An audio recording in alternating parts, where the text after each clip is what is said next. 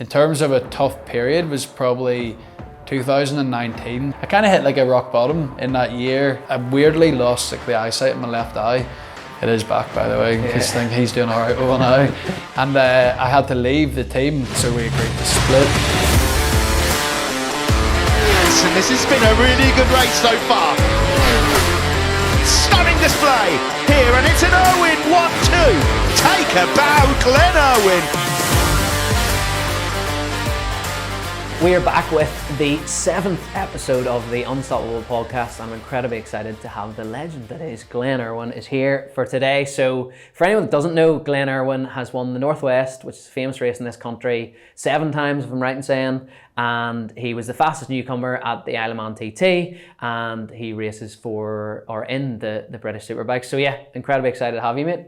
Thanks for having me down, mate. Yeah, and apologies, it took a few weeks to get me here. Yeah. Surprisingly, Glenn was a little bit late down. I thought he would have been a bit quicker down the road, being a motorbike rider and things, but he's made it anyway. So yeah, I suppose, mate, give us a little bit of an introduction into, I suppose, and it's interesting, we had an event recently and we were running through like who you would introduce yourself as if you weren't a motorbike rider, because often like people attach their identity in what they do. So I suppose if you were to do introduction but not as a motorbike rider, what would you say?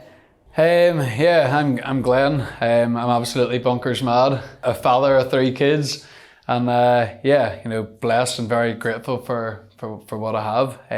Commonly known, obviously, as a motorbike rider. You know, most people that contact me on social media, it's because of that, and people that say hello to me in Asda, it's because they watch motorbikes. So yeah, it's quite interesting to hear what they got. You know, I've never thought of introducing myself as not the bike rider, but yeah, I'm a normal person, humble, normal background, parents from very normal background, and worked my absolute ass off, put everything into, achieving what I've wanted and want to continue to achieve, and have carved out a great career for myself and my family, and yeah, it's brilliant. Big time. And was that always what you wanted to do when you were growing up? Yeah, I can't even remember ever wanting to be anything, maybe academical. Yeah. I remember a careers teacher coming into school, so I went to Larne Grammar, and we all had to go out, maybe it was 4th year, for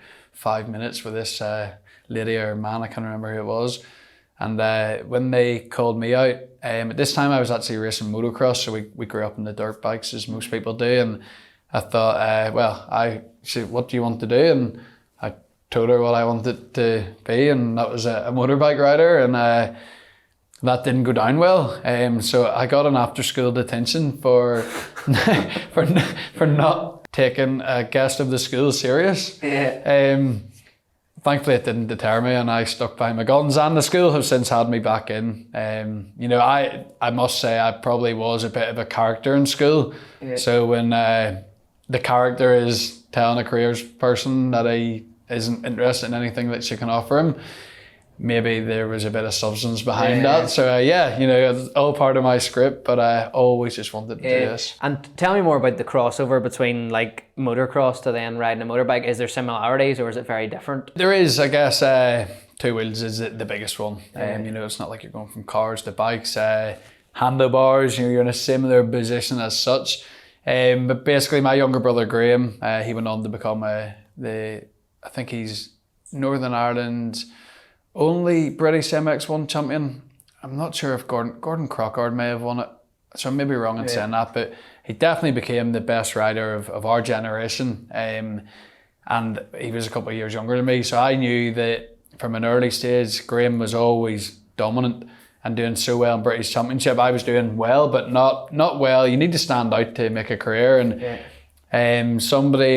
an old mechanic of Joey Dunlop's, 𝐿'X he actually comes and watches us race every week now, which is really cool. He said, like, why did none of you, like, people always say, why wouldn't you follow in your dad's footsteps? And he done tarmac racing, like superbikes. So I said to Dad, and Dad rang Lexi, and Lexi sorted a bike out, and I went to Kirkstone, which is a local track over here, and it was amazing. Like, when you do something in life, whether, I presume you found it, and if you haven't, you'll know what I'm talking about. But I was on this bike literally 30 seconds, and I knew there and then that this was it. Yeah. This was it. Yeah. It just felt so natural. Yeah, and it's that just kind of immediate thing, right? This is my passion, and you're in a position where it's not work for you, really. You know, There's a lot of work in it, but it's not like work sounds like a chore word, doesn't it? So I put a lot of hours, maybe more hours into this than what you can do in a 9 to 5. It's probably 24 hours because I think about it when I'm dreaming. It's about bikes and racing and whatever. So it is. It takes every hour of your day, but. And there's obviously elements that you maybe don't enjoy as much. I know you're big into your training and stuff, but is there anything that you kind of find like, obviously being on the bike is really enjoyable, but outside of that, is there anything that you don't really love as much? Good question. I guess many people can answer that with the PR or the media, time with the fans. But I'm a talker, which is, God love cameraman here today, because hope your batteries are well charged.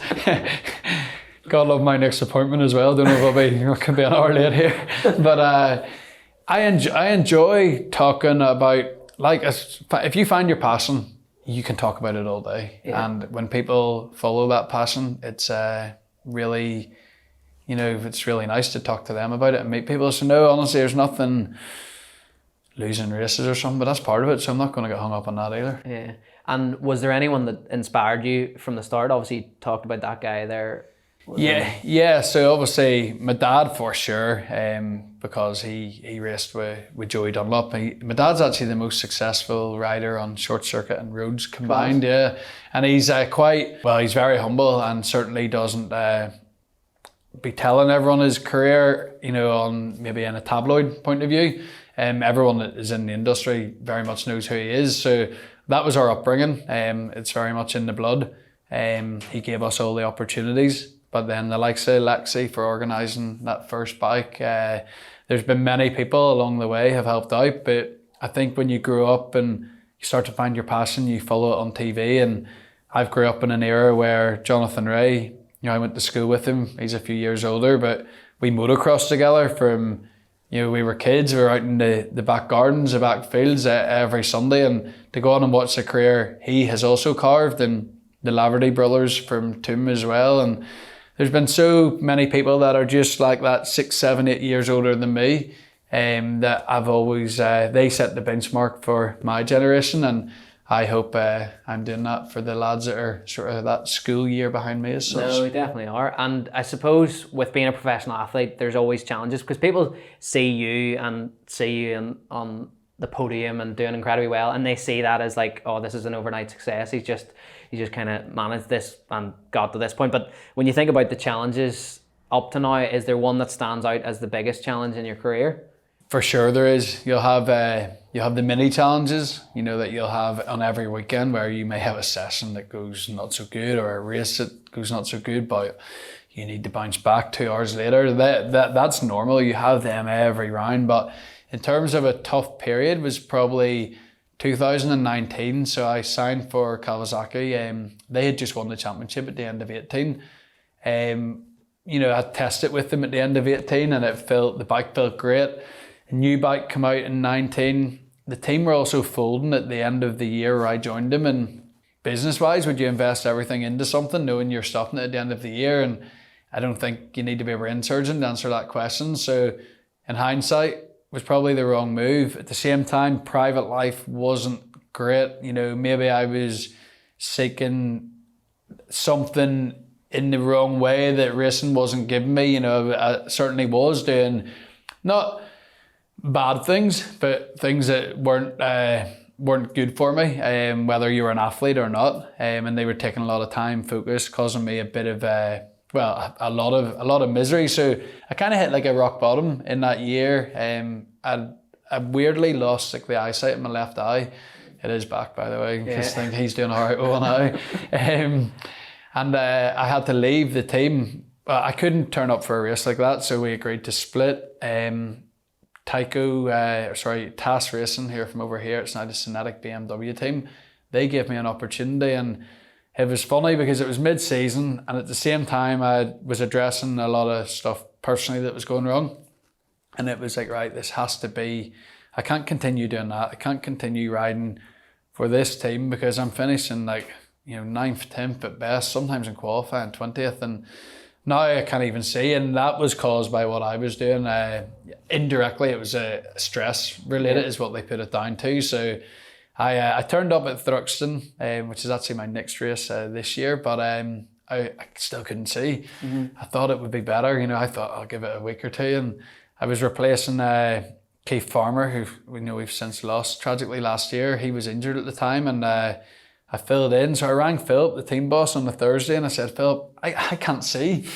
And he was like, don't worry about it, there's no pressure on you this weekend, just go out and enjoy it. And I was like, no, I can't see, man. Like, if I close my right eye, like if I looked at you, you would disappear because there was fluid in the centre of my eye. And he's like, no, don't worry. I'm going, oh my word. Well, I went out in the first session and I was like 5th. And I genuinely tried to ride one eye patch and I pit it after a lap. It was bananas, I should never have been doing it. And I took the eye patch off, and off we went. And it was a really great weekend because instantly I had a smile on my face with racing again. I've just rid something. I had no testing, no practice, never rid for the team, never rid the manufacturer before. I was really not fit. Mentally, I was at the bottom, but starting to climb. But we were fast, and that was very, very refreshing. And from then, thankfully, my career has only went up. And now, I practice, I feel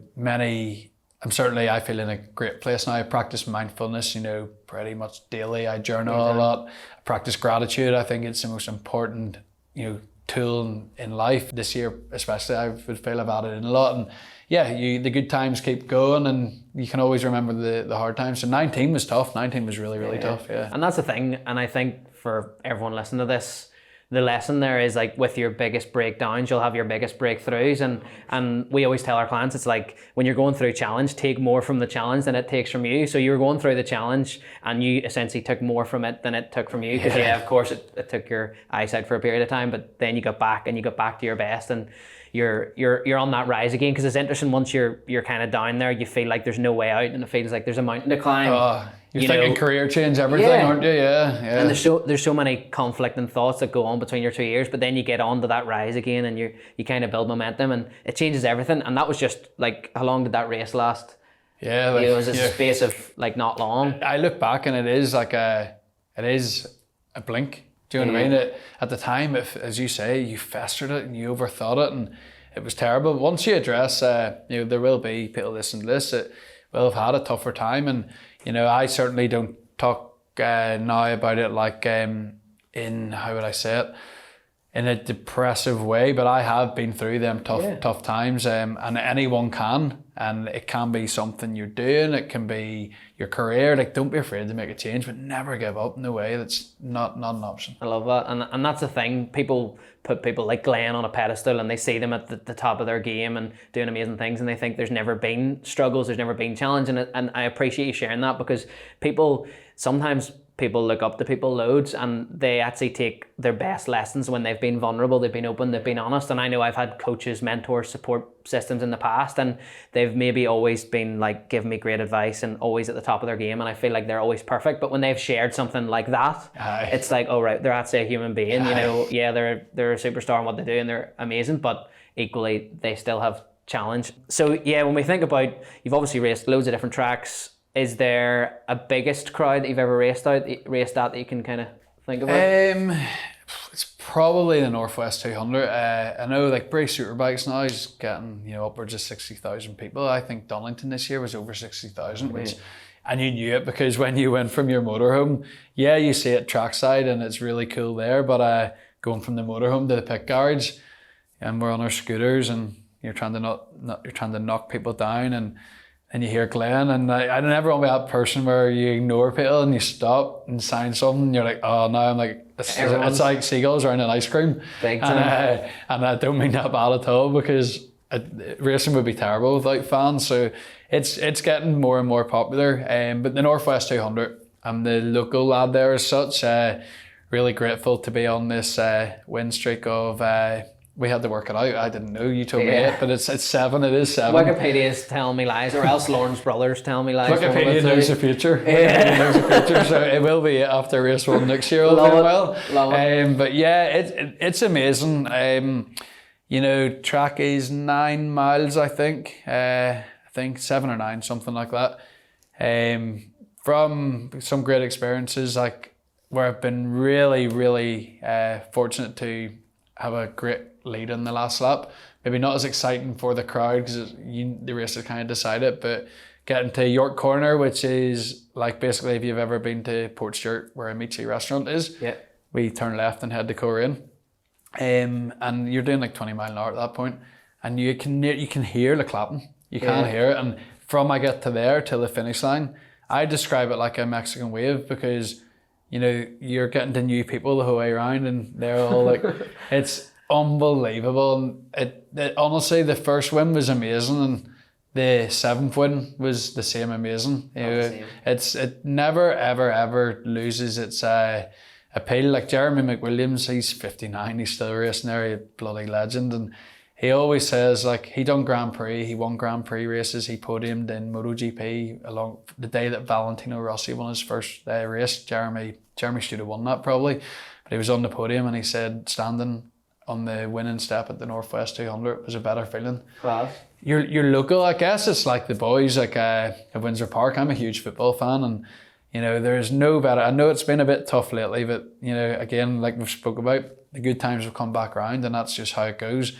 When you score at Windsor in front of the packed house, and it's better, isn't it, than being anywhere else. So yeah, racing locally at home, Northwest 200, it's class. TT obviously gets a huge crowd, huge crowd, but Northwest was electric. And when you're racing in front of a crowd like that, because you're the local guy, do you feel under pressure more so than what you would in the British Superbikes? I feel it gives me something. I remember working with a sports psychologist in the past, and I used to always say to him, I need to feel in British Superbike like I feel at the Northwest, like I'm creating a difference somewhere, and it's no longer like that. I'm again grateful that many of the people across the water in England, are running around in my merchandise and supporting me. So yeah, that's came with time. Again, things do come with time. So yeah, there was that, like there was never pressure, and there still isn't pressure at the Northwest. I think other people will see there's always expectation, and there's a difference between pressure and expectation, because I also expect what everyone else expects. It's not like I don't expect to win, but you're saying I'm going to win or you expect me to win. That's then when there's pressure, because you'll be like, I can't do it. Yeah. But nah, you could say you put enough pressure on yourself, but nah, I believe I expect myself to win. And I think like there's different forms of pressure as well, as in like you'd said there's that internal pressure that you create yourself, and then there's pressure from other people coming in. So sometimes the pressure that we put ourselves under is more than anyone can it's ever. Worse, yeah, you got to manage that. Like if you think about it, so I race for a race team that, it costs a lot of money for the team to run. Probably upwards of £1.5 million to run 2 bikes for the year, and they sign 2 riders that they want. Obviously, only one can win the championship. So all this time, effort, all the hours put into it by the mechanics. Of course, they want you to win. So you understand there is pressure, if you want to call it, because they're paying you to perform. But the minute you start to take that inside and feel pressurized, that's the wrong type of pressure. Yeah, big time. And obviously, you've raced against incredible people. Could you pinpoint one or a few who you would say have been the best that you've rid against? Probably best British Superbike rider I've ever rid against was, again, very fortunate to have him as a teammate in my early days, was Sh8ky Byrne. So he's the most successful British Superbike rider ever, World Superbike rider, MotoGP rider. Absolute consummate professional, ruthless, but could get away with, ruthless in like just about the right way. Shrewd financially, phenomenal on track, evergreen, just stayed young, stayed healthy. He only retired due to a really bad injury, had a bad neck fracture, which he's okay, works for Eurosport now, but it ended his racing career. He was someone that I model myself on a lot still, and again, he comes into my pit box regularly when he's there working, and words of advice, what he sees out on track. So yeah, absolutely. At road racing, I've been lucky to race against, the Alistair Seeley, he's got the most wins there, the Dunlops, the loads of the local heroes, and Bruce Anstey, a New Zealand guy who's like, a real hero, and loads of people like that. But for me, Shaky Byrne was just incredible in all aspects. And what was the first motorbike you owned? Well, first one I had, Santa brought. So do you own some Santa brings? I suppose parents probably try to claim it, didn't they? It was a little PW50 Yamaha, and most people start on them. You can still, they're like bulletproof. You could buy one and never change oil. It'd probably run out of oil and it would still do 1,000 miles. So my son has one as well now. First bike I owned as someone older now, like what have I ever had to buy myself? I bought like an O'Valley, which is like a mini version of what we race that you can go nuts corner on. Yeah. A brand new one I bought last year, and it's still in the workshop, the people that brought it home from England. So yeah, that's up for sale. Out of interest, are you allowed to ride bikes off the track, or is that... It's a good question. So I have my road license for commuting, and Honda put me through that. Obviously a large part of that is it's good PR for them. Yeah. At the time, me and my younger brother Andrew were both riding for Factory Honda. Really nice to go and get it, apart from the day we done our test, it was torrential.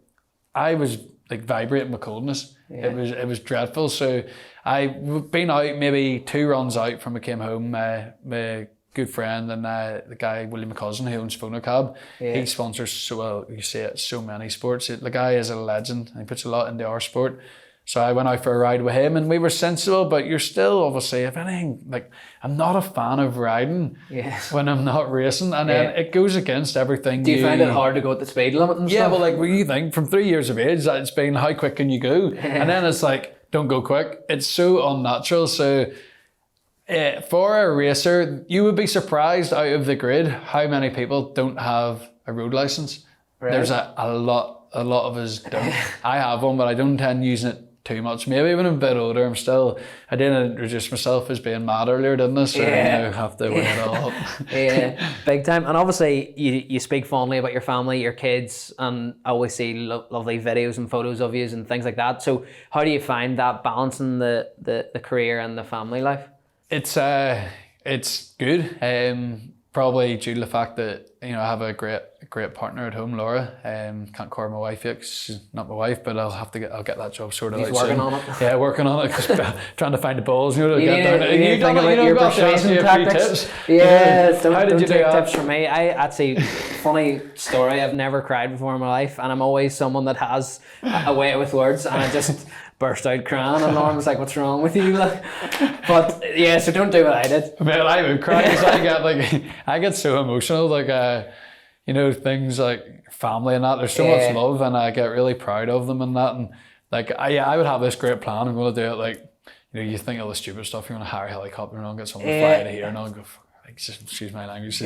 She's a really normal girl. No, we're not doing any of that. And then I'll get down on one knee and she'll see. So I'm so I really am grateful for what I have at home. My kids are amazing. 2 little girls. Gia will be 2 in October. Phoebe will be 1 in November. It's only 13 months between them. Nice. So that's pretty busy. And Freddie's just turned 7. He's our first and my son. So he came to the last race at the weekend there. My dad brought him over, which was nice because I could focus on my thing. They were about the motorhome a bit, but they also know give space. Laura went to Algorn for 2 days. Laura's sister took the 2 girls, so that's important as well, because I know when I'm left with the kids for an hour and she's getting her nails or her eyes or whatever, they all get done, and it's like, well, you're nearly home. I'm sitting there with 3, but it's amazing. I said to you before, we just came back from Tenerife, and we are going again. It's 2.5 weeks after our last holiday, or 3 weeks. But do you know what? The kids are young. They love it. The photographs, when I look through my phone, sitting on the plane, you get bored, and just seeing their smiles around the pool. So yeah, they're a big reason why I put so much into it. It is a career that it allows me to do the school run and stuff, which is really good because I can do the school run in the morning, go training, do what I need to do, and pick Freddie up from school again and drop Gia to her childminder. So I'm very present. I'm not out 9 to 5. There is a lot of days where I am away, but I couldn't wish for, this career is just amazing for every aspect of our life, it just works. But again, I couldn't do it without Laura, like I really couldn't. Big time. And how does Laura feel about what you do? Is she like, how long are you together? 2014, like December, I think we met. So nearly 9 years. She's been around it for a long time now. And She loves the racing. You know, she's very into it. Like at the Galgorm, I think she was trying to book her massage around what time my races were on, and I think she was sitting in some silent room after it. We get a little drink of tea, and she's like got Eurosport on silent on the Discovery app and stuff. So she's really, really into it. The road racing side, you know, they have obvious. They trust me, but it's hard for family when you're road racing because we know the dangers of road racing. You know, I'm sure she would love it if I said I was never doing a road race again. I like a Northwest or other events. I've done the Isle of Man TT, which I won't go back to, and also the Macau GP. So that's hard for them because, you know, the father of her kids, her partner, is out doing something that you like to fast forward and know the race is over.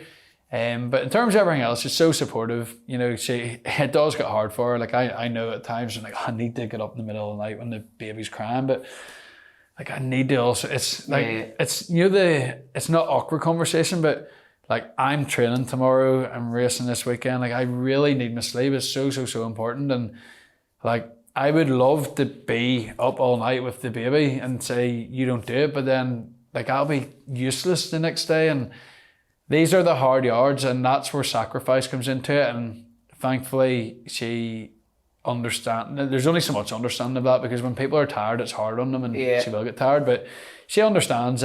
She makes it happen, and I try to give as much back. You know, if it is only July, and we're going on our third holiday this year, and we have Iceland booked for the end of the year, so it's certainly not all lavish. But I try to, you know, it's providing in a different way. And I think, like, as a man, often, like, you know, that old school thing where you're... It is old school. It is old school, but I think it's okay, and it works. And I think, like you said there as well, you're someone that's learned all these important factors to build relationships, and that's probably from having a lot of coaches over the years. And one big thing that I talk about is like your ability to communicate, and I always talk to our clients about communicating the why behind everything that you do. So often, like, it's like people listen to this will be like into their fitness and wanting to do certain things, and often someone doing a fitness journey can almost bring out like insecurities in other people as well around them, and it's their ability to actually communicate that. It's different to your situation, but I think it's just a communication thing. For sure. Explaining, you're saying, look, I actually have a really big training session tomorrow, and I'm gonna try and get a full night's sleep tonight. Can I? Because then I want to provide for our kids, etc. Yeah. Do you know, it's that is exactly it. And you know, we're lucky. There's the mutual understanding.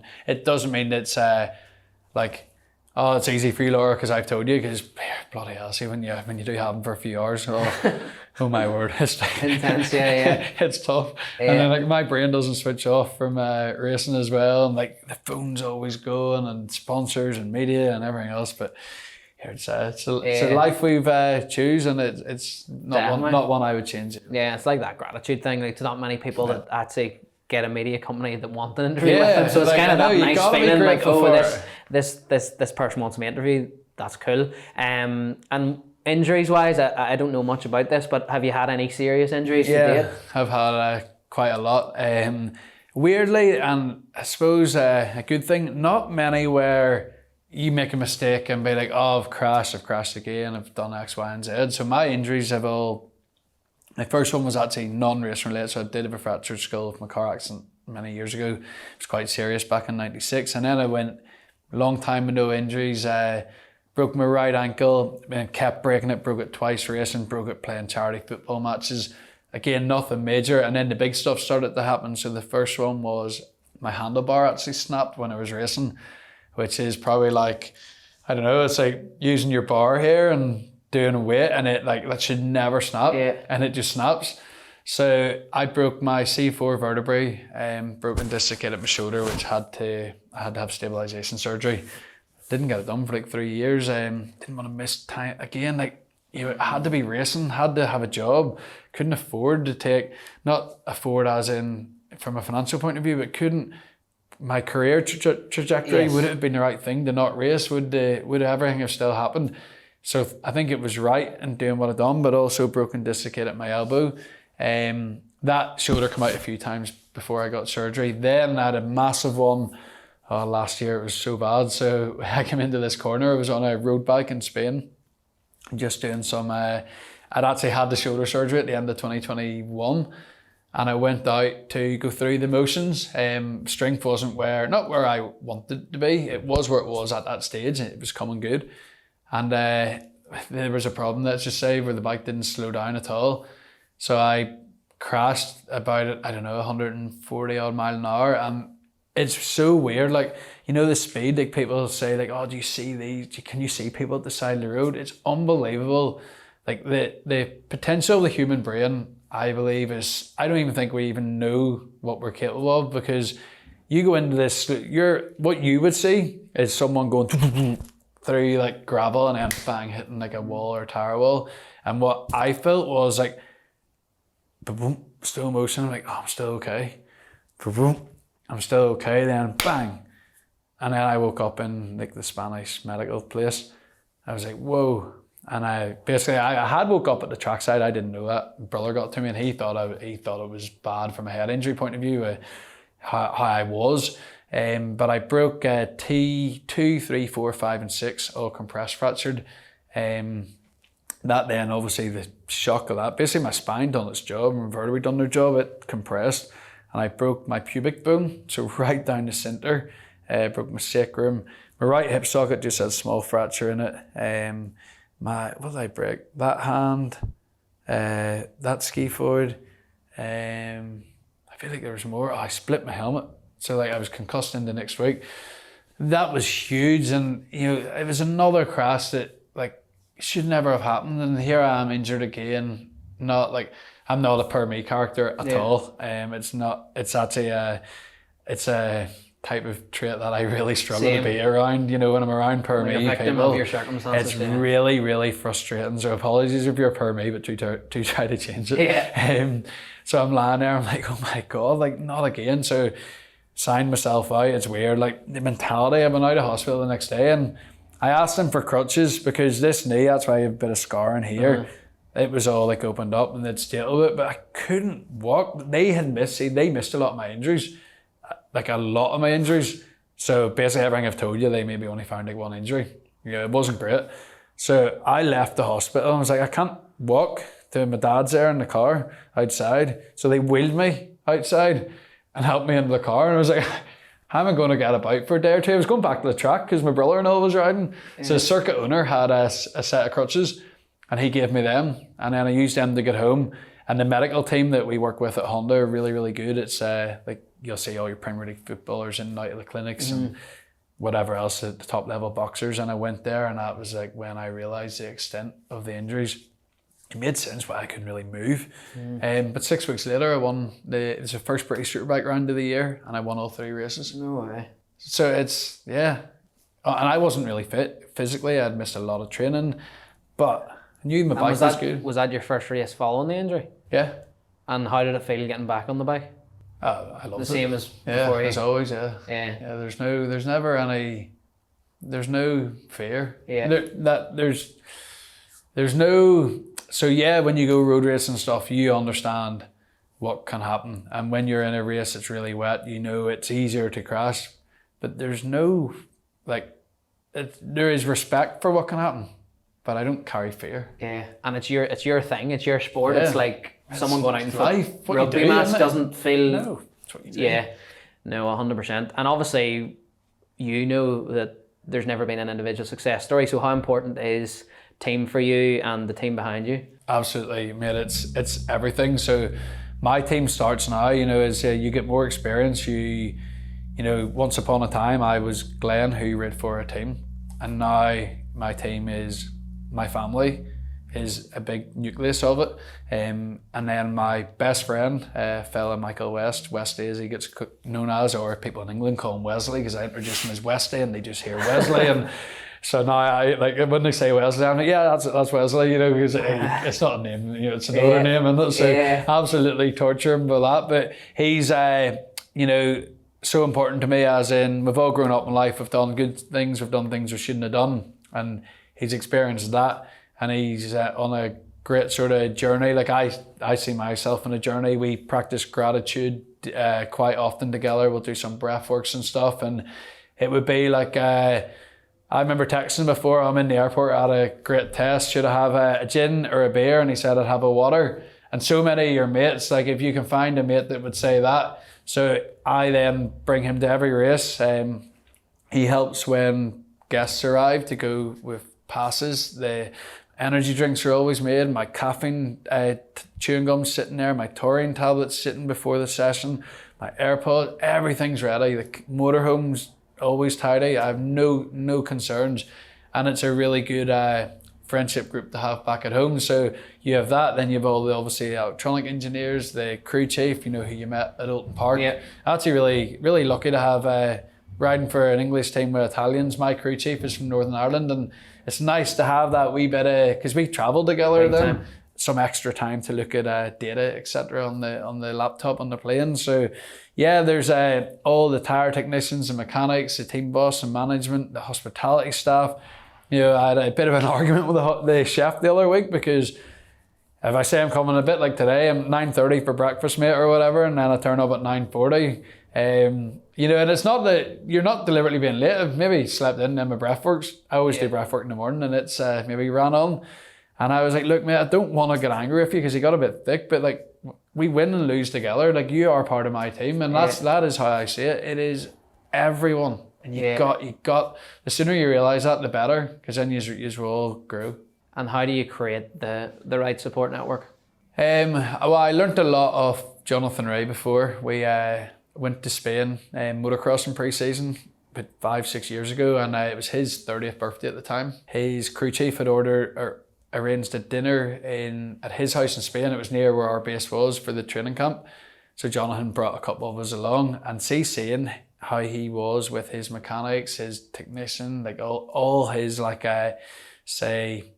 technical staff around him, I was like, oh my God, the bond they have. Yeah. So like I remember taking that and trying to like arrange dinners or go-karting, you know, just you gotta have each other's back. What I seen that day was they would never throw him under the bus. And I have read for teams before where they would throw you under the bus, but is that their fault or is it my fault? Yeah. Because you're the rider.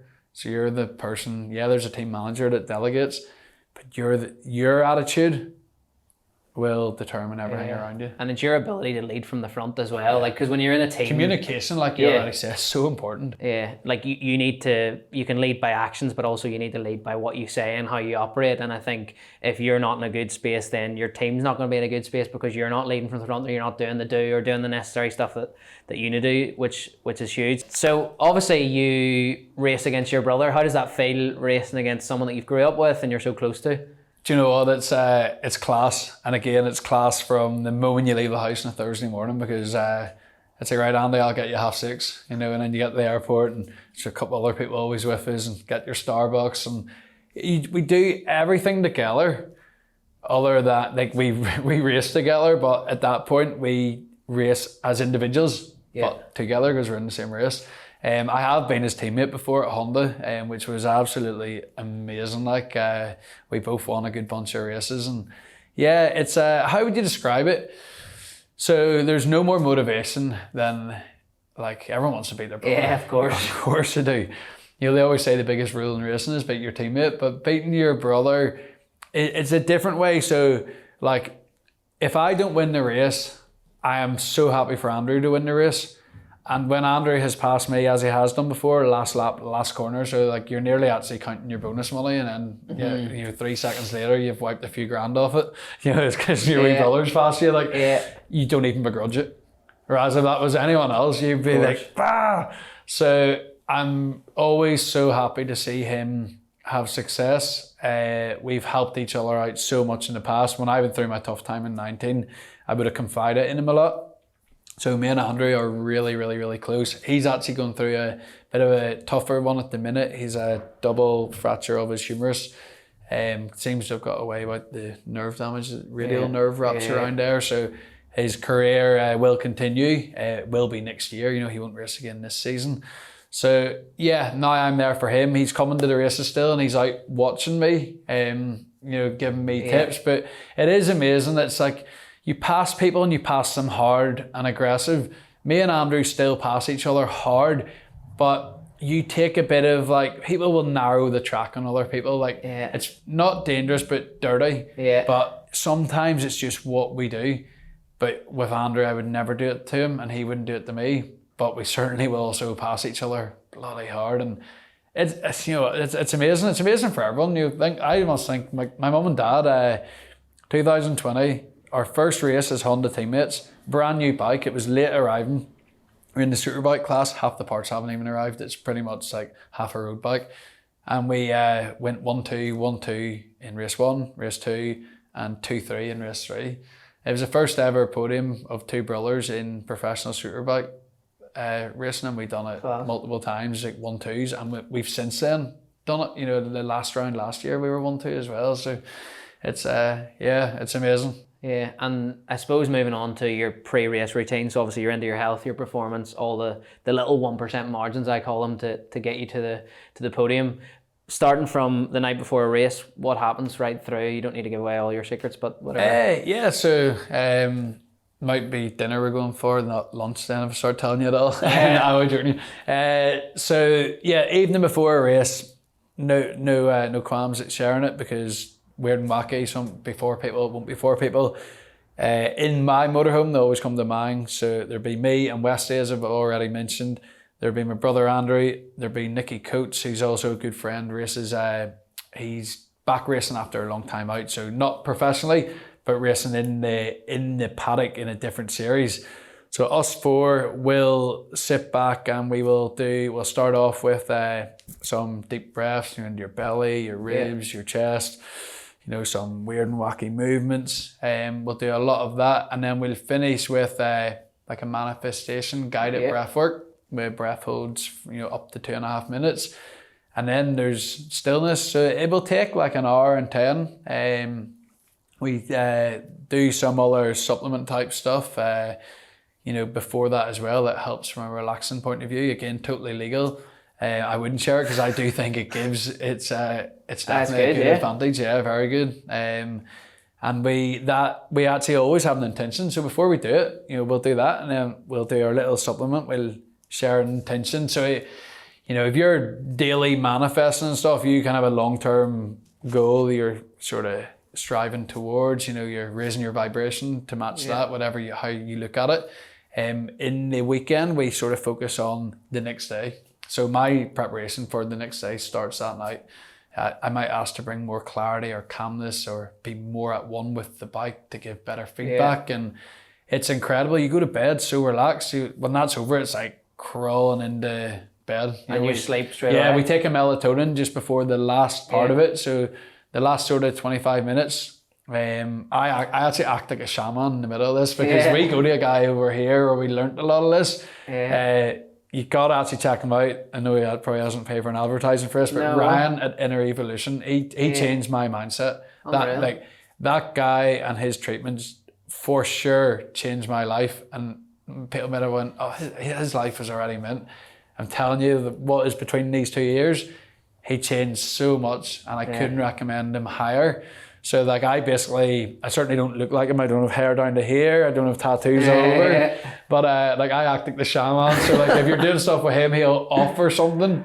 So I'm just going to offer a wee melatonin to everyone. And, I get so into it, and the boys all love it. They're like, you're so good at it. But I play to it as well, because you got to have humor in there.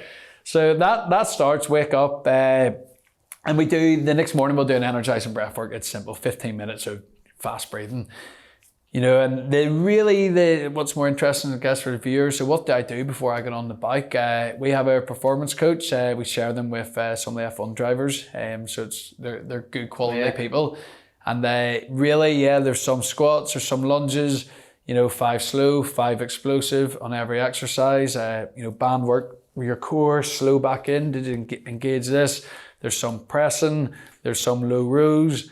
And then the fun stuff in my eyes, I always can't wait to get the glasses on that they basically blink. So it's like sitting doing that there, but your eyes aren't blinking, the glasses are literally blink, blink. So you throw tennis balls at me, but perception is, it's horrific with them, but it's getting better and better. So you catch them, then you'll turn me around and I'll be looking at this wall. and I can't see you throwing them. And bear in mind, I can barely see the wall because there's that much flickering. Yeah. You'd be surprised. Like at the weekend on Sunday, I didn't drop one, and he'll make it hit the wall and drop short. So it's very hard to tell one that he hasn't threw it hard, and then you finish on the pods and they measure your reaction times, full in a certain colour with 3 different colours. So their theory on that is that so many minutes of that gives up to 90 minutes of proven faster reactions. So yeah, because you see the tennis players before Wimbledon recently, and we tried it at home, and I literally couldn't do any of it. So like they literally are here, they're holding a ball like a tennis ball, their hands are above it, and as soon as they drop the ball either side, you have to catch it. But they're literally like, I caught, and then me and Lauren were sitting down and I didn't catch one. Can't catch it. I was like, that looks easy, I'll be able to do that. So that's one where they drop their own ball and catch it, is it? No, so like someone's here with the ball and their hands are above the person with the ball's hands, and you have to they only drop one ball and you have to catch it, so they could drop it either side. Yeah, no, it's interesting. It's so important. Like you think they're playing tennis, the speed the ball's moving, we're sitting on the start line. Like the start is so important in a race, and the red light goes out.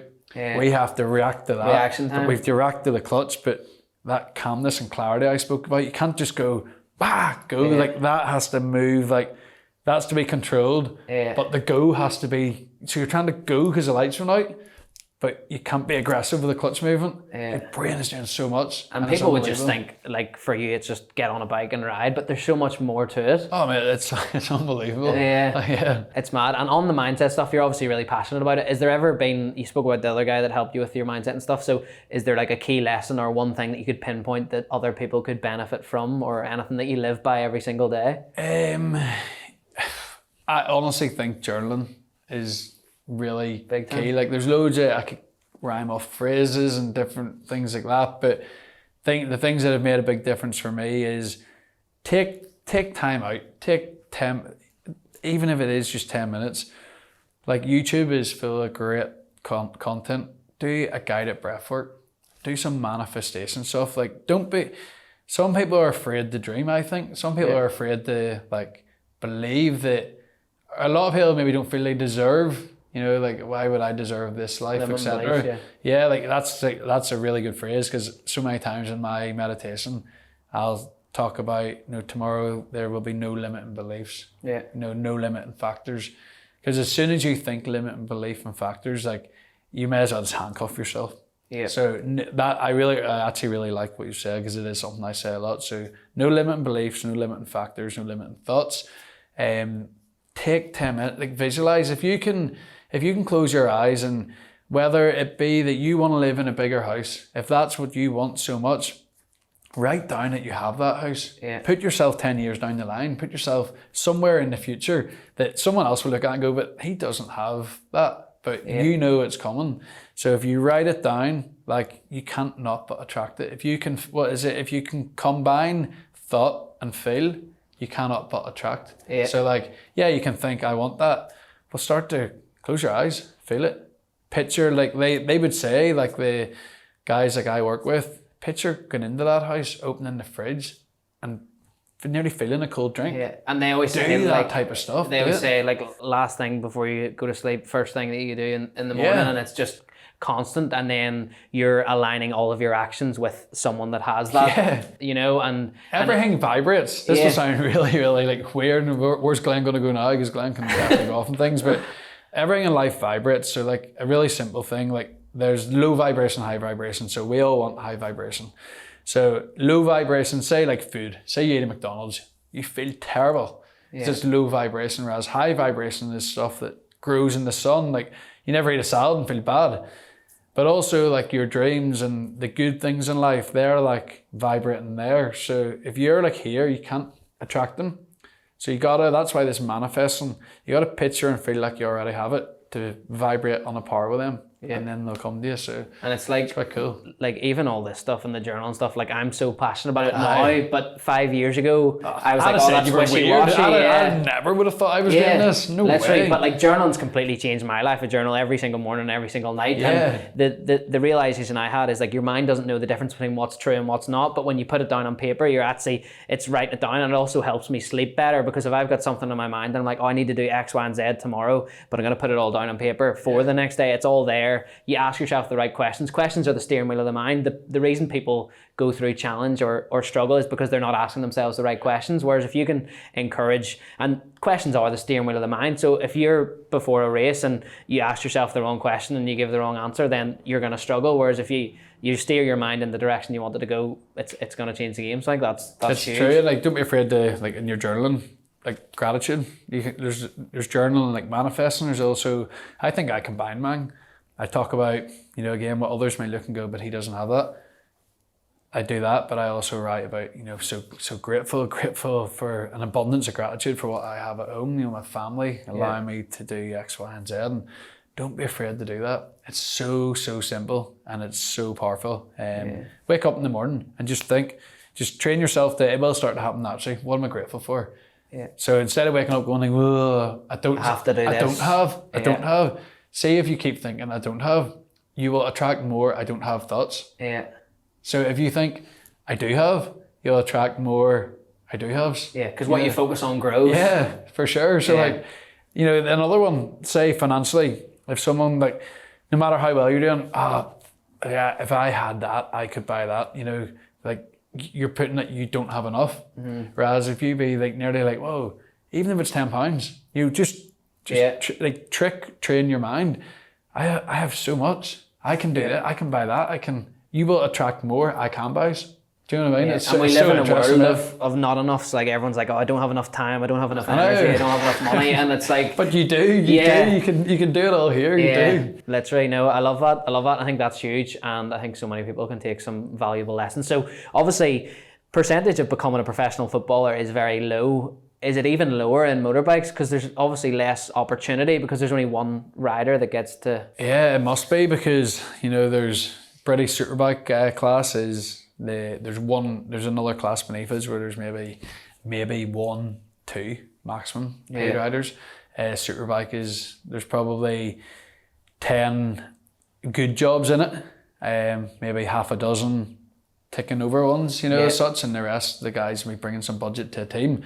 But then going to World Superbike, the percentages in each, there's not every grid and every rider is making a fortune or whatever. So you're probably on somewhere, like that's really open the way up and say 200 riders, it wouldn't be that many. So how many footballers is there? It's definitely. And also there's so many different levels that you can achieve success in football. As in, you can play in the Irish League here and do incredibly well, but unless you're, I suppose, at the British, maybe you're not necessarily... Yeah, you're not going to, there's no career. If you're racing motorbikes over here, unfortunately, it's going to cost you, I don't know, whatever, 20, 30 grand a year. And it's self-funded too, and I think that's the mad thing, because football, you can get a pair of football boots, which are 20 quid, but the cheapest bike is going to be, it's thousands, isn't it? Of course. Isn't it? Yeah, it's, for sure, is it hard to make a living then?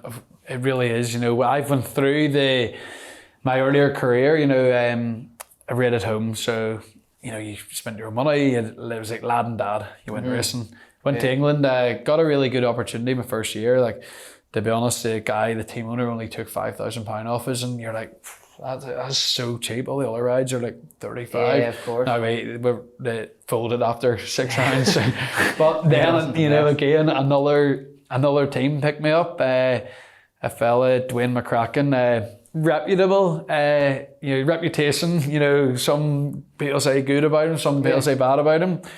He never done me any harm at all.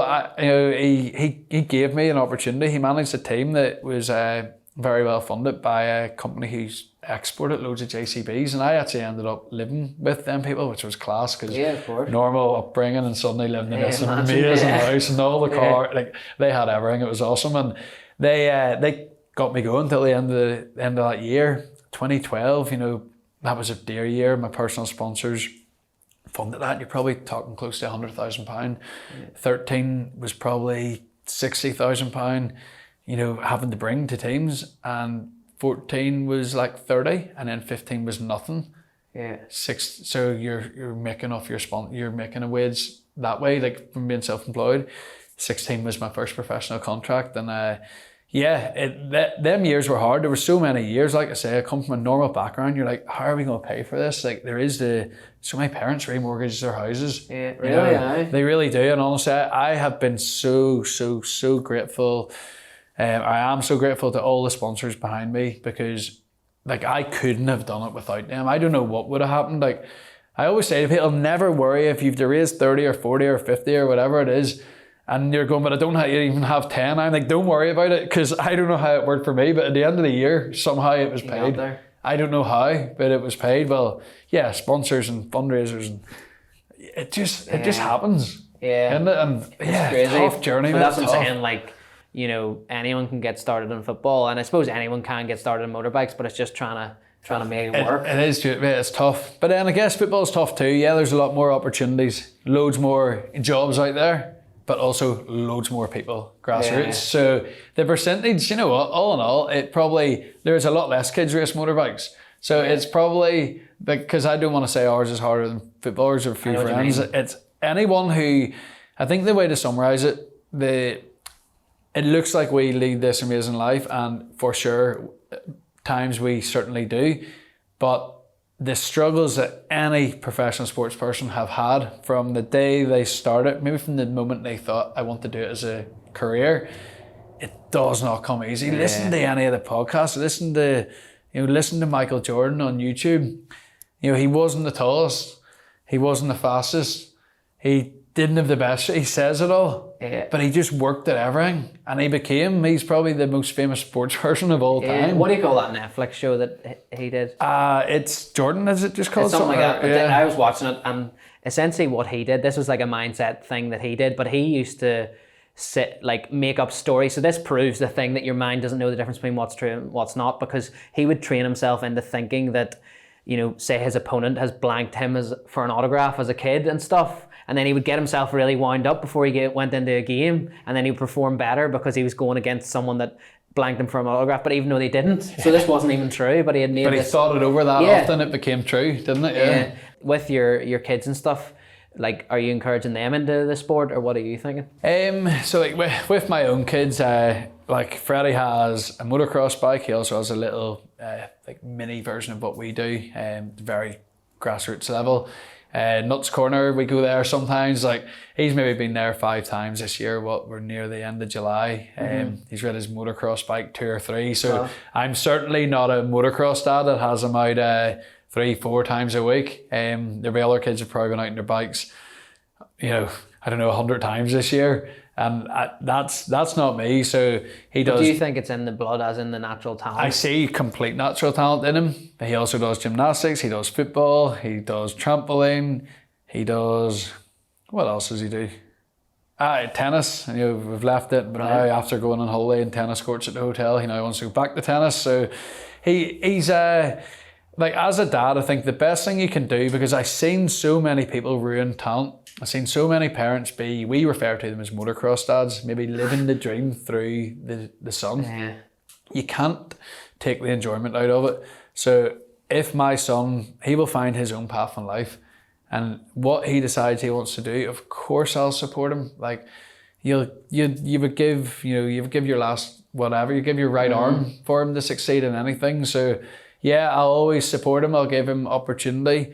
But like, will I be like, Freddie, you must ride bikes? No, but he is talented, and he's getting more and more into it. He came at the weekend there, and he really wants to come to my next race, and he also wants to do his first little grass track motocross race this year. He hasn't even raced yet, so yeah, like with him, I'm really chilled. But then I also sponsor a lot of young kids, so again, I touched on sponsorship. You know, it's been so important to me, and you know, I still have many of my sponsors there, and that now helps me in a different way, which is really good. But like I watched a YouTube thing on, was it Christmas morning or the morning, Boxing Day? We're just lazing about the house, and it was kids racing at home locally at Nuts Corner, and one was like a dad who was really forceful, and you're like, oh, you wouldn't even get involved. Like you would not get involved, and you're unfortunately the kid's being judged by the father, and this is where they ruin opportunities. And then there's another one. It was Paul Robinson. He is a cousin of like the Dunlops.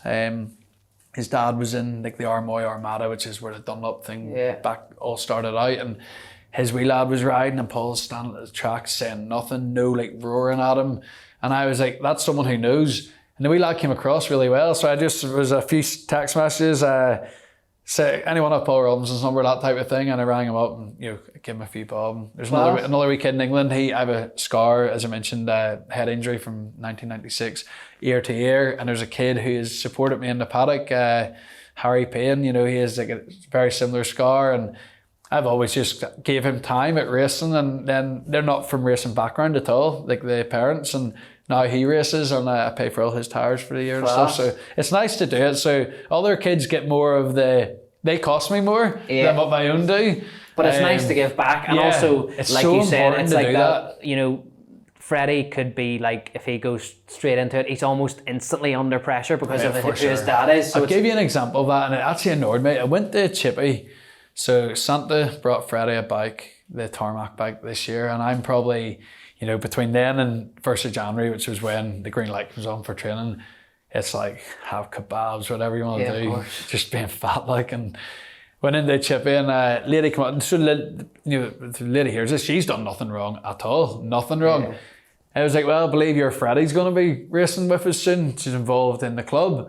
And it was like, well, no, I haven't said that, so someone's said Freddie's got a bike and it's carried around, and I can just imagine, it's Glenn Irwin's son, if he goes racing, he rocks up, and we've done like a handful of days on a bike, and then you've little Jimmy, and he's out, he's missing school and all this, and his dad thinks that's the right thing to do, but see, being the fastest kid or the best footballer at the age of 6, 7, 8, 9, 10, seen it so many times, you actually don't want to be that person, I think. So then he turns up, and then Freddie gets beat, and then their dads are spouting around, and sometimes I listen and go, do I even want to put him through that? But that's something that, I'll have to probably overcome that a bit myself, because it's about him and not about me, and I'll just have to listen to some dad spouting. Detach yourself from that, and his success isn't going to be defined by who you are or any of that. And also, you don't want your external pressure. And there's probably loads of lessons in that as well, because as a kid, loads of limiting beliefs that we spoke about are instilled from that point in your life. 100%. So if you send him down to a race now and he doesn't do well, and everyone's saying, oh, but you're Glenn Irwin's son, that could instill little things in him without even... He's already telling me, he's like, Dad, I'm not as good as you, as what you were when you were my age. And I'm like, Freddie, you're better than me. I always tell him that, and it's very relaxed me and him, but you're better, son, because I want him to...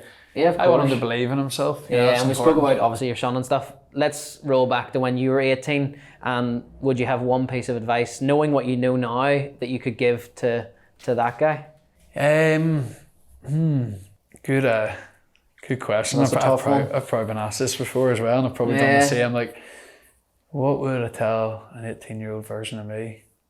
Well, I suppose the best thing to do is the advice I often give to other people. So I probably I'm lucky that, because I think a lot of it is luck, because at 18 it's just luck whether you do the right thing or not. But at 18, I didn't drink or anything for a good period, and then you grew up and started to have a drink, and nearly actually then went too much the other way. Enjoyed myself too much. So could have changed, we've all grown up, partied a bit, not afraid of saying it. Maybe would like they took a wee bit of that out of my life at a point in my career where I maybe could have went on and done some, maybe went to world superbike level. But to an 18-year-old, I feel like I done it. Give it everything. Always enjoy it. You have to enjoy it. See if you're not enjoying it, waste of time. Don't do it, because you'll just you're doing the wrong thing. Enjoy it and just give it everything. If you want to do it as a professional, which I did, so an 18-year-old version of me, put everything you have into it. And by that, it's not every hour of the day. It's just do it right. Train hard, eat right. It's preparation. You see, all the famous sports people, all the people that have ever got anywhere, they worked hard. All the successful business people, I always take my advice. I've spoke to people that are in business, and you talk to them and you can apply it to outside of sport. just put everything into it. If you give it everything, it will happen. And giving it time as well. Yeah, just let it happen. Let it happen. If you give it all, if you do all the right things, it will happen. Yeah, I love that. And that can apply to my next question as well. So that can be your answer if you want it to be. But you're big into your fitness. You're incredibly fit, incredibly healthy.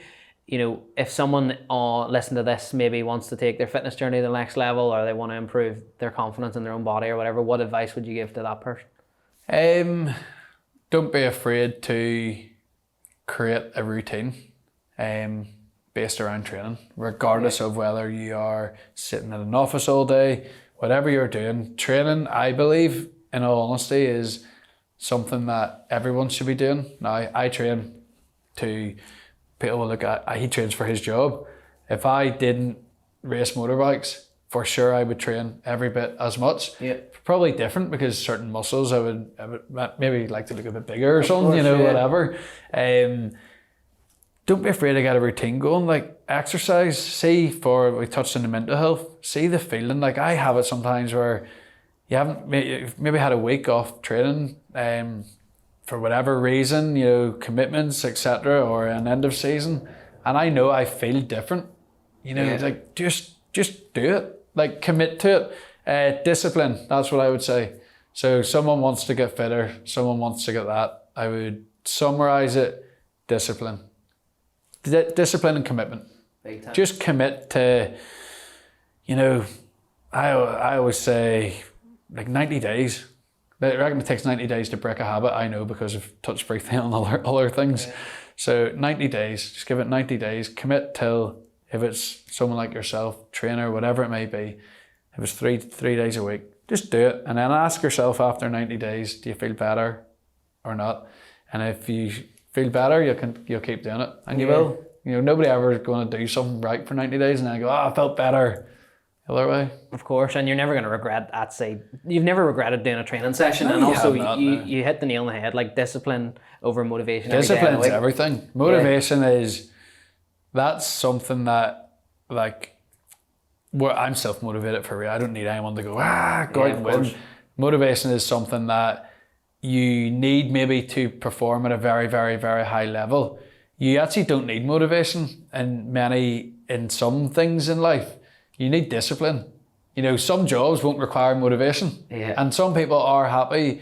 Not like, I think it's also important when we're talking about career, like, I'm very motivated and I see mine going boom.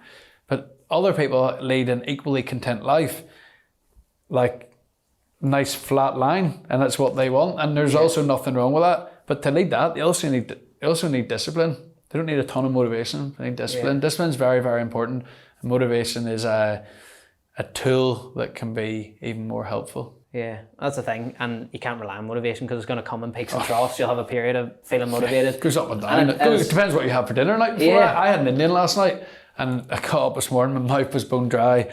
So why I'm laying in bed, like, festered for 20 minutes now. I got up and done my training. Yeah. But motivation was different. Oh yeah, of course. It wasn't there. I was disciplined and still done it. Yeah. But it knocked on where I ended up 20 minutes late for you. And you connected how you were gonna feel after the session as opposed to how you were gonna feel when you first started. I always have like a 5-minute rule, so I'm like, if I don't feel motivated, I'll go and start for 5 minutes and see how I feel. And if I can't be bothered after the 5 minutes, I'll leave. But I've never left after the 5 minutes, because you get your first exercise in, you're in it. You're loving it again. So yeah, I love that. And on the gym, like, do you have a favorite, like, training style, or even just like an exercise that you love doing? Honestly, one that I couldn't do for years, I could do, and I used to do them with loads and, you know, weird variants, was the pull-up bar. So back before shoulder injuries, I was wide gripping, I was rotating around the bar. Then shoulder injury came, couldn't do pull-ups, stabilization surgery came, started to feel a bit better. Met the guy Ryan that I talked about. We actually did that thing Cambo with him. Yeah. Have you heard about that? No. It's crazy. So it's really, really like a hot topic now. It's like, it's a sweat from like a frog in the helmet. This will sound bonkers, and anyone listening to this, like, trust me, I know it sounds bonkers, and I know it sounds so mockable. But I had the surgery done by a guy, Professor Leonard Funk, who's like the best in the UK and done loads of success. Like, you're sitting there, you've Premier League goalkeepers, and rugby jerseys and bike racers memorabilia everywhere around his office. But it felt so much better. but it still didn't feel amazing and he told me why. It was full of arthritis. So this 𝐿𝐲 stuff, long story short, found a guy, like I wasn't looking at it, certainly not looking at all. I met a guy and he was like, came across, this guy's buzzing. I was like, what's, like, you're flying? And he was like, oh, I remember my shoulder was wrecked from years ago, and like he was a bit mad in the head, and I was like, what, like I want a bit of this, and he was like, oh, I've done this stuff 𝐿𝐲. Honestly, mate, like I go nearly, part of my routine, I try to go, you can't overdo it as such, but I go more than I need to. So I'd done it before a race, had success, so I nearly try to go before every race. I have to tell myself I don't need to go every time. Yeah. It just unlocked all that like rigidness and clickiness and pain. And what is it like? Is it like so you will understand it. It's full of, so if we take out the frog and we take out the sweat and go, okay, you're getting something full of peptides. Yeah. Obviously I describe them like a super protein type thing, really. I don't know if that's right or not. One of them can cross the blood-brain barrier in terms of pain and stuff. So yeah, mate, it's absolutely incredible. Mentally, how it makes you feel as well. It's it's ceremonial, like touched on a bit. There's you'll go in intentions, you do a bit of breath calming stuff. And you'll let go of it. So I'll go now, and like at the beginning there was a lot of stuff to let go about, previous past trauma, doing the wrong things, partying X, Y, and Z. And now it's like really refined. So nice. I go and sometimes I've arrived, I'm like, man, I don't even know why I'm here today. Like I feel amazing. And then we end up working on, like he'd done, so they actually burn your skin to create like a gate to put it on.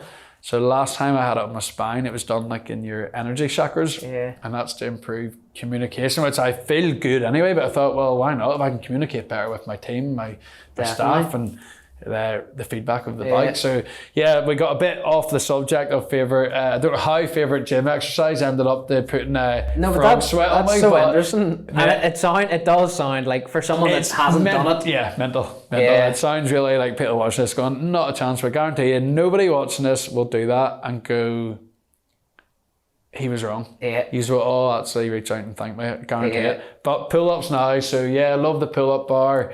Pre-season started hanging like 22.5 kilograms off me. Nice. Which was good. Seriously good? Yeah, so I was happy with that. So I probably don't look really, really strong, but we're quite lean and wiry. So done a lot of that, then played golf, got a bit of golfer's elbow. So pull-ups were irritating a bit. So we're in season now, I don't need to be bulking or anything. No. So I'm on the pull-up bar doing a lot of isometric. Do you have to be a certain weight or anything for the... You have to be really simple, be as strong as you can be without being big. So you want to be as light as you can be and as strong as you can be. So what didn't work in the past was focusing on lightness, because you start to undereat. You start to get to 8 o'clock at night and you can't even have a conversation with someone because we all get hangry, hungry and angry, and you can't that doesn't work. So for me, I can eat what I want. I try to eat healthy, but I can go out for dinner and stuff and enjoy myself. Put my hours in the gym. What my weight is what my weight is. And I don't weigh myself anymore. Fitness test, 72 or something like that. Yeah. But I don't think... So it's not like, because in go-karts I know, like from Lauren's brother, he has to like drive onto the scales. And so obviously that's not... We have a minimum bike weight, but there's not a combined rule. In British Championship, there's no electronic aids, so the bikes are handfuls. There's no anti-wheelie. There's also tracks, so you came to Oulton Park, it's like very undulations and hills and lots of wheelie, and you need string. I focused on being really, like for two separate years, it's like definition of insanity is doing the same thing over and over again, expecting a different outcome. So I done it once and I had a bad year. A couple of years later, got really lean. I like cycling, but cycled my brains out and also didn't fuel a lot for the cycling. And got really lean and felt super fit. So I thought, again, I had a horrendous year, so I will never do that again. If you ever see me looking, I know I do look thin, but if I look weirdly thin, like slap me around the head or something, hit me with like a dumbbell, like a 30 or something. So this question's a bit of fun. So you've got two options. You have to ride your bike for 4 hours every single day for the rest of your life, or you can never ride your bike again. What would you do? 4 hours the rest of my life. I'd ride it for 8 hours the rest of my life. Yeah, like as in my motorbike.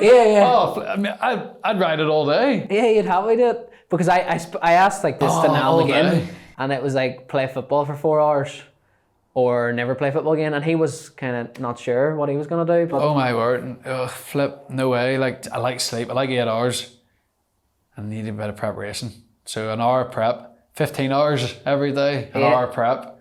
You'd happily do 8 it? hours, made 100% for infinity, forever. That's mad. It shows how much you love it. Like, I love it. Like, it'd be hard to feel bill, but it'd be good. as long as someone was paying for Yeah, it. it'd be alright. And then I suppose like final question. Obviously, this podcast called the Unstoppable Podcast, and everyone has a different kind of meaning in their own head as to what that means to them. But for you, like, what would you say unstoppable means to you? Being in the flow state of mind. So when you're in the flow state, everything just happens, as in everything you want to happen. Like, I can relate to race wins. See, when you're flowing, you know when you leave the motorhome. Yeah. You get it. I think the thing is working on getting that more often. And I look at Westy and say, this is a win. Yeah. And he knows how I even look at him. You know, it's not like trying to create, this is trying to find a good feeling. Unstoppable, flow state. And that comes the more, everything we've touched on this podcast, do all them we mindfulness, them we practices. Yeah, you'll be fine. You can be unstoppable. Yeah, big time, love that. And I really appreciate all the shares, mate. And No this stress. has been an incredible podcast, an incredible insight into someone who is obviously unstoppable right now. He's absolutely flying. And I think that's the thing, whenever you can take lessons from people like this and apply them to your own journey, like, it can change everything. And that's what this podcast is about, is actually giving you the lessons from the people you want to hear from. So yeah, thanks again, Glenn. Where are we going for lunch? We're going to not the Indian, because you've had too much Indian recently. So yeah, but yeah, cheers. Thanks, Ross. Cheers.